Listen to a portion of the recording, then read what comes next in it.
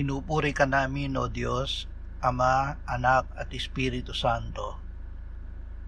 Salamat, Ama, na ibinigay mo sa amin si Jesus na iyong anak na namatay para sa aming kasalanan, iyong muling binuhay, iniakyat at iniluklok sa iyong kanan sa langit.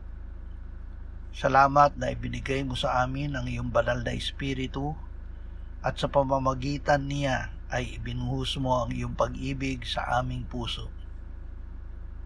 Ama, lagi mong gawing gising ang aming pananampalataya. Ang lahat ng kabigatan ay mapagtatagumpayan namin, hindi ayon sa aming nakikita o nararamdaman, kundi ayon sa sinasabi mo sa iyong salita kahit hindi pa namin nakikita. Amen.